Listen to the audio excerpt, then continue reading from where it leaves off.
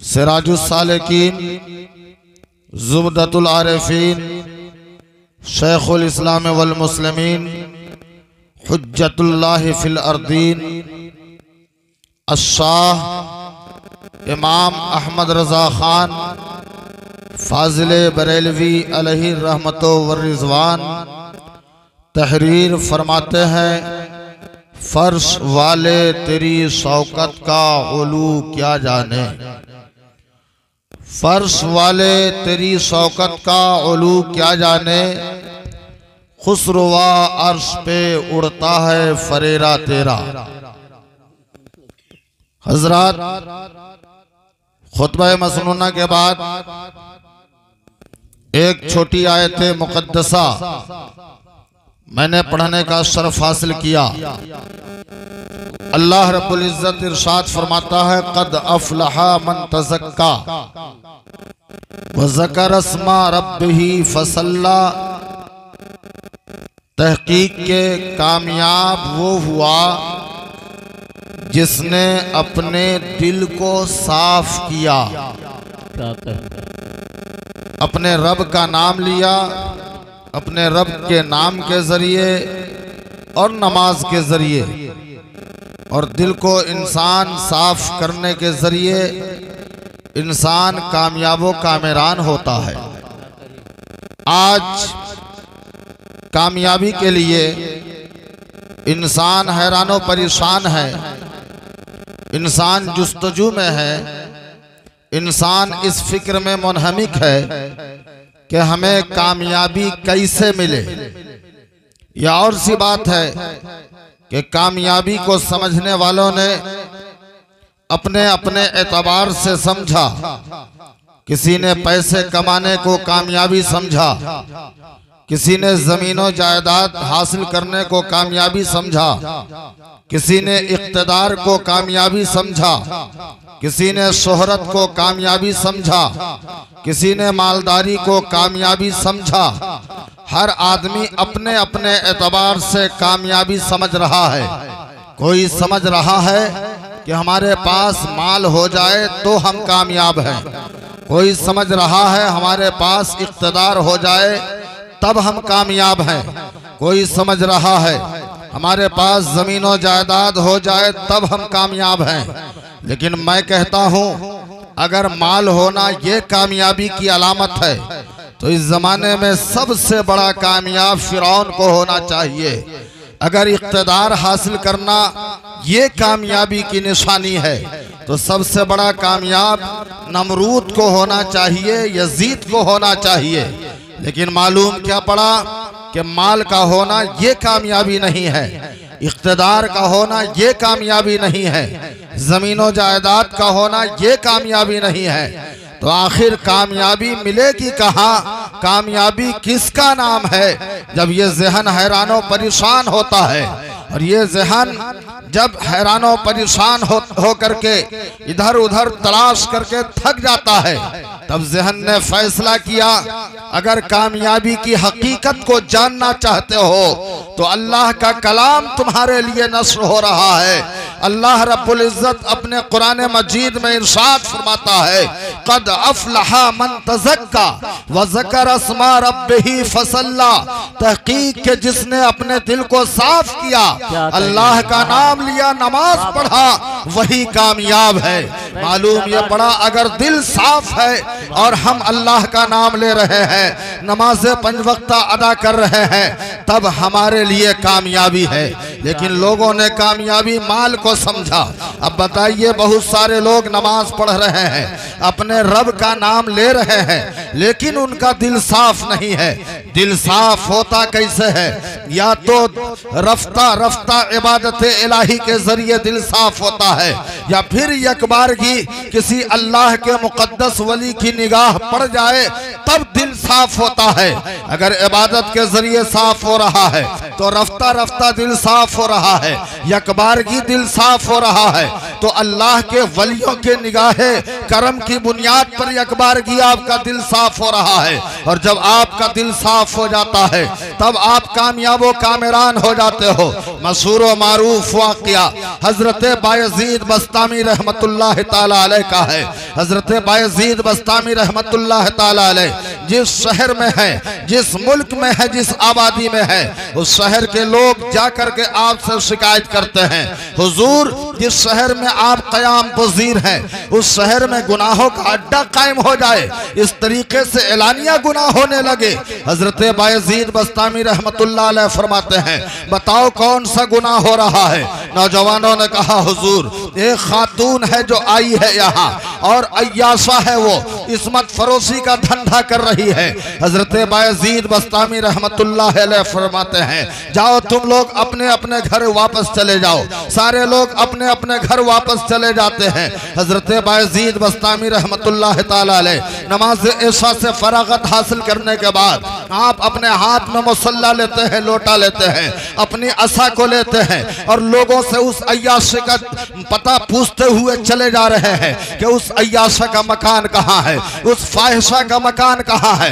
लोग बता तो रहे हैं लेकिन बताने के बाद ये सोच रहे हैं, जिनको दीन का हम आबिदो जाहिद समझ रहे हैं, जिनको दीन का हम मुत्तकी और परहेजगार समझ रहे हैं, जिनको हम इबादत गुजार समझ रहे हैं, जिनको हम अल्लाह का वली समझ रहे हैं, आज वो अय्याशा का पता पूछ रहा है। लोगों ने पता बताया। हजरत बायजीद बस्तामी रहमतुल्लाह ताला अलैह उस अय्याशा के मकान पे पहुंचे। आपने दरवाजे की कुंडी खटखटाई, अंदर से आवाज आई। आपने कहा दरवाजा खोलो। उस अय्याशा ने दरवाजा खोला। हजरत बायजीद बस्तामी फरमाते हैं कि मैंने सुना है कि तुम रात भर के लिए अपने आप को बेच लेती हो। उस अय्याशा ने कहा, हाँ हाँ, हम अपने आप को रात भर के लिए बेचते हैं। बायजीद बस्तामी फरमाते हैं, तुम्हारी कीमत कितनी है? उसने अपनी कीमत बताया। हजरत बायजीद बस्तामी उतनी कीमत अदा कर देते हैं और फरमाते हैं, अय्याशा अब रात भर के लिए तू हमारी हो गई, जो हम तुम्हें कहेंगे करने के लिए वो तुम्हें करना होगा। उस अय्याशा ने कहा, हाँ हुजूर, जो आप कहेंगे हम करने के लिए तैयार हैं। आप फरमाते हैं पहले गुस्ल करो। उस औरत ने गुस्ल किया। आप फरमाते हैं वजू करो। उस औरत ने वजू बनाया। आप फरमाते हैं मुसल्ला लाओ। मुसल्ला लेकर के आती है। हजरत बायजीद बस्तामी अपना मुसल्ला आगे बिछाते हैं, पीछे उस खातून का मुसल्ला है। आपने नियत बांध लिया, फरमाया कि जैसे मैं नमाज पढ़ता हूँ वैसे तुम भी नमाज पढ़ो। अब अय्याशा बायजीद बस्तामी के पीछे नमाज पढ़ रही है।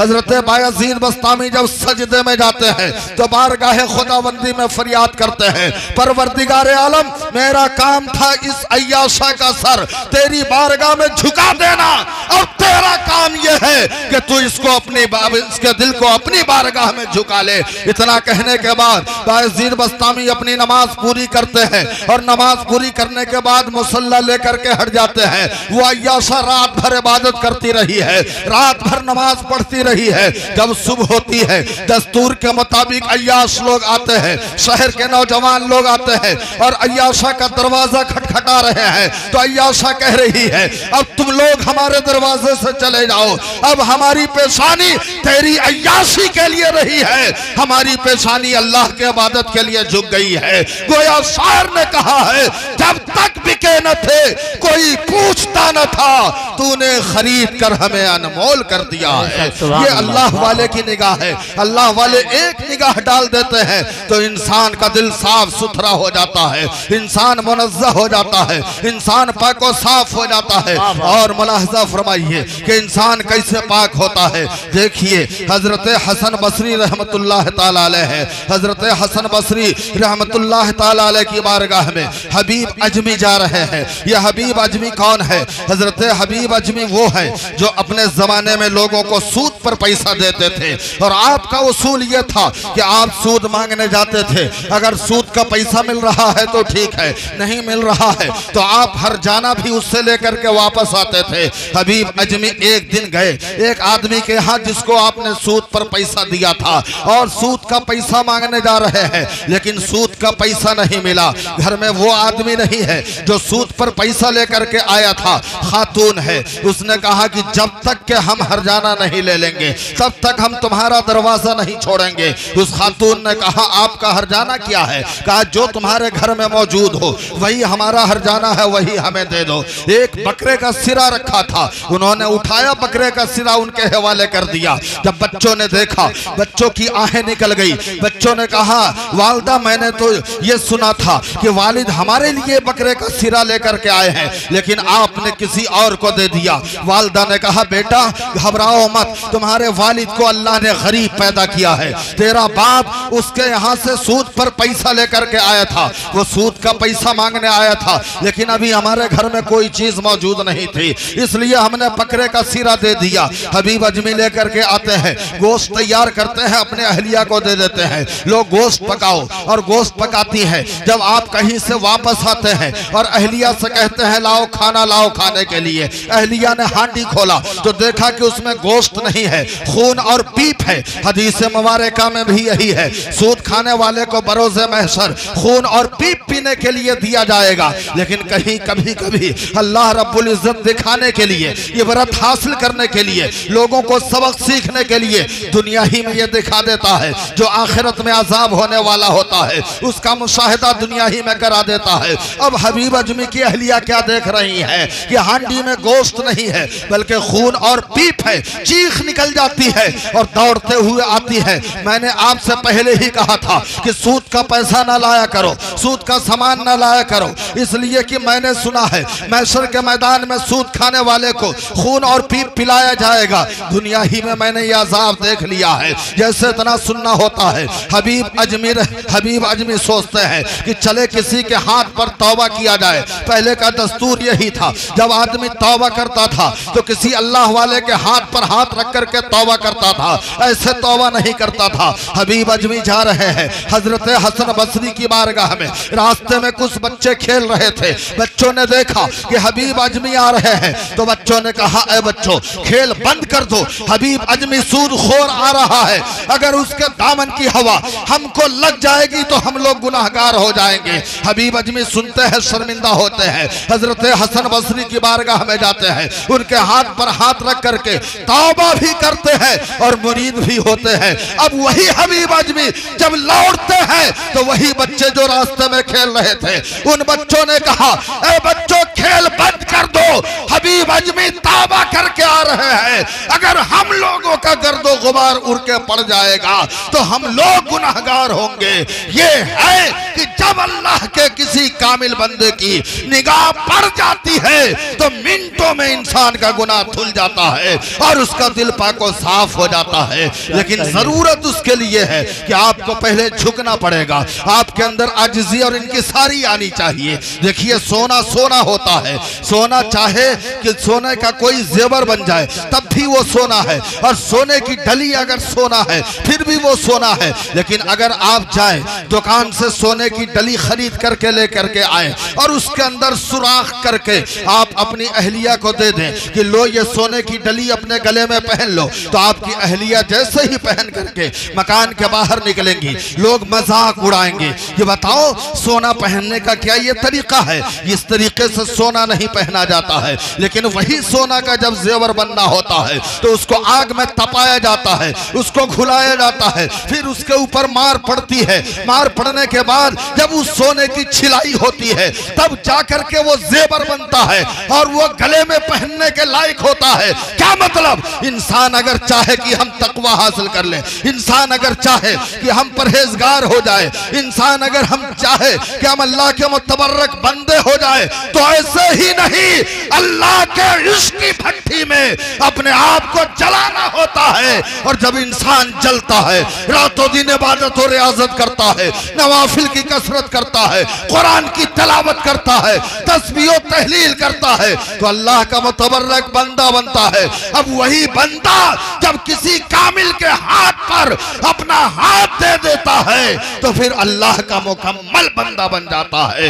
इसलिए जरूरत इस बात की है कि आप अपने दिल को साफ करो। और ना आज तो मैं ये देख रहा हूँ कि लोग इस फिक्र में गुनाह कर रहे हैं, ये सोच करके गुनाह कर रहे हैं कि ये मामूली गुनाह है, ये सोच करके मामूली नेकी को छोड़ दे रहे हैं कि ये मामूली नेकी है, ये सोच के गुनाह कर रहे हैं कि मेरा रब नहीं देख रहा है। लेकिन अगर रात के अंधेरे में, रात की तारीकी में, शबे दैजूर में तुम गुनाह कर रहे हो, ये सोच रहे हो कि मेरा रब नहीं देख रहा है, तो तेरा रब देखता है। तेरा रब इरशाद फरमाता है, तेरा रब इरशाद फरमाता है कि हम बंदे के साथ में हैं, चाहे बंदा जहां कहीं भी रहे, हम बंदे के साथ में हैं। क्या मतलब? अल्लाह ताला बंदे के साथ में कैसे है? अल्लाह ताला तो लामका है, अल्लाह की जगह लामहदूद है, और हम बंदे हैं जिसकी जगह महदूद है। फिर अल्लाह हमारे साथ में कैसे है? अल्लाह रब्बुल इज्जत हमारे साथ में कैसे है? तो उलमाए अहनाफ फरमाते हैं कि अल्लाह ताला सिफत के एतबार से बंदों के साथ में है।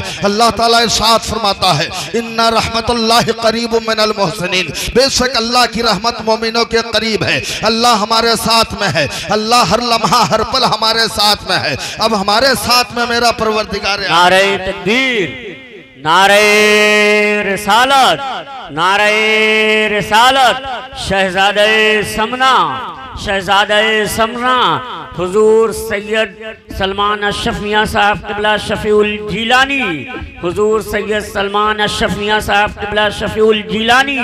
नारे तकबीर, नारे रिसालत।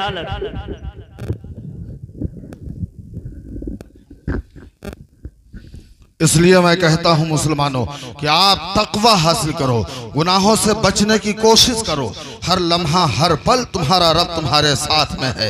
अगर तुम रात के अंधेरे में तुम गुनाह कर रहे हो और ये सोच के कर रहे हो कि मेरा रब नहीं देख रहा है, तो तेरा रब देख रहा है। हजरत अली रदी अल्लाह तआला अन्हु क्या फरमाते हैं? हजरत अली रदी अल्लाह तआला अन्हु फरमाते हैं, यरा हरकातिन नमल फी ज़ुल्मि दुजा, अल्लाह की जात तो वो है कि जो रात के सख्त अंधेरे में चींटियों की हरकत को देखता है। तो जब रात के सख्त अंधेरे में चींटियों की हरकत को परवरदिगार आलम देखता है, तो फिर हम और आप जो कर रहे हैं उसका मेरा रब क्यों नहीं देखता है? मेरा रब देखता है। हम जो भी कर रहे हैं परवरदिगार आलम देख रहा है। इसलिए जरूरत इस बात की है कि हम गुनाहों से बचे, अल्लाह रब्बुल इज्जत का नाम लिया करें और नमाज़े 5 वक्ता पढ़ें, अपने दिल को साफ करें। जब हमारा दिल साफ होगा तो इंशाअल्लाह तबारक व तआला हम कामयाब हो जाएंगे, क्योंकि आपका रब बयान फरमाता है, कद अफलह मन तज़क्का व ज़कर अस्मा रब्बिही फसल्ला।